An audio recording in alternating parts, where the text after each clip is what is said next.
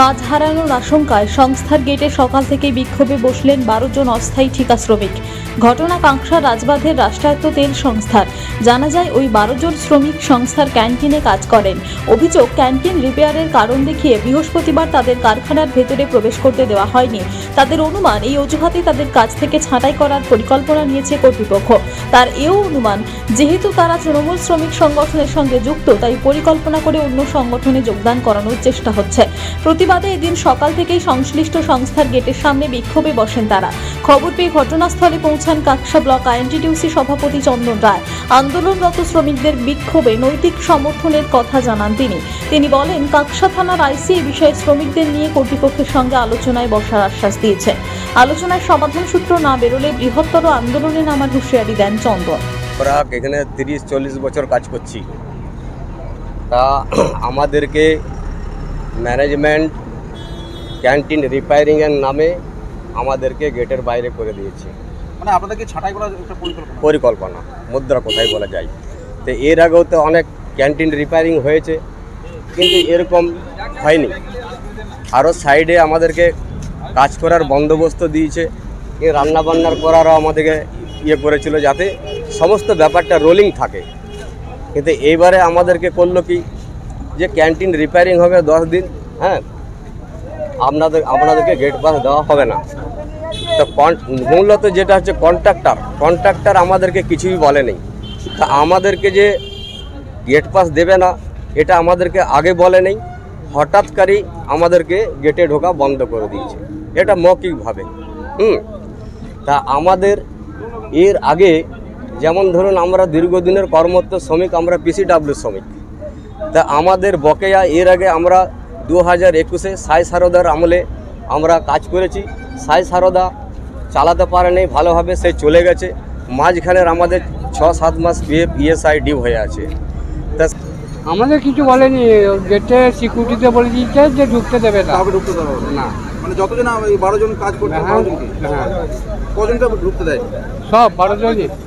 আপনারা কি চাইছেন? আমরা চাইছি আমাদের ঢুকতে দেখ, আর আমাদের যা বাকি আছে সব পেমেন্ট করুক, এবং রিটায়ারের সময় গ্র্যাজুইটি দেওয়া হোক। মানে কি কারণে ঢুকতে দেওয়া হচ্ছে কিছু বলেন? সেটা কিছু বলেন। মানে আপনারা কি অনুমান করছেন যে আপনাদেরকে ছাঁটাই করবার একটা পরিকল্পনা করছে? হ্যাঁ, আছে। কি অনুমান করছেন? কি অনুমান? ভিতরে আরও আছে ইউনিয়ন, তারা সব সংযুক্ত হয়ে তাদের, মানে ইউনিয়ন ছেড়ে আমরা তাদের ইউনিয়ন যাই। আপনার নাম? হঠাৎ করে জানতে পারে ক্যান্টিন রিপেয়ারিং বা কিছু হবে, তার জন্য এদের কাজ বন্ধ 7 দিনের কাজ, কিন্তু 10 তাদের 7 দিন মৌখিকভাবে এখানে যে সুবিধা তাকে বলে দিয়েছে ক্যান্টিনের লোককে ঢুকতে হবে। তো এরা হঠাৎ করে কাজ বন্ধ। এদের মধ্যে কিছু শ্রমিক রয়েছে দেখলাম, যাদের হয়তো কারো 6 মাস 7 মাস আর বাকি আছে। এরা রীতিমতো হতাশ, এদের পরিবার হতাশ। এবং আমি খবর নিয়ে জানলাম, এখানে এত বছর ধরে যে ফ্যাক্টরি চলছে ইন্ডিয়ান অয়েল, এইরকম কোনো রিপেয়ারিং কাজ বন্ধ করে শ্রমিকদেরকে বসিয়ে দেওয়া হয়নি। রাত্রিবেলায় রিপেয়ারিং হচ্ছে, সকাল থেকে কাজ চলেছে। এটা অদ্ভুত নতুন নিয়ম। কর্তৃপক্ষ কীভাবে করলেন, কী জন্য করলেন, আমার বোধগম্য নয়। এরা আমাদের কাছে আসে, আমাদের কাছে রিকোয়েস্ট করে, দাদা আমাদেরকে বাঁচান। না আমাদের চাইছে এদের অবিলম্বে যে সিস্টেমটা হলো না, কেন হলো তার জবাব কৈফিয়ত দেখ।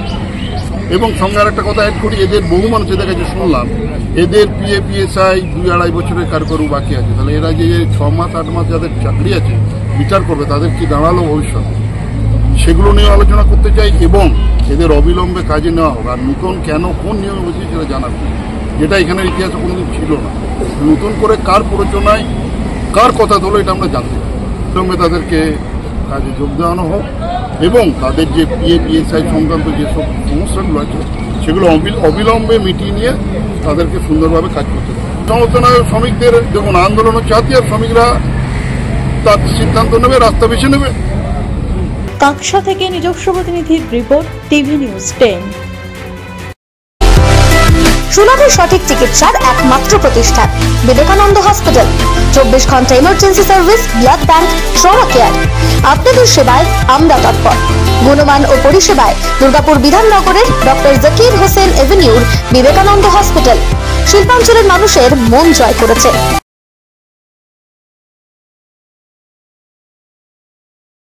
সবার আগে খবরের আপডেট পাওয়ার জন্য সাবস্ক্রাইব করুন আমাদের ইউটিউব চ্যানেল এবং ক্লিক করুন বেল নোটিফিকেশন আইকনে।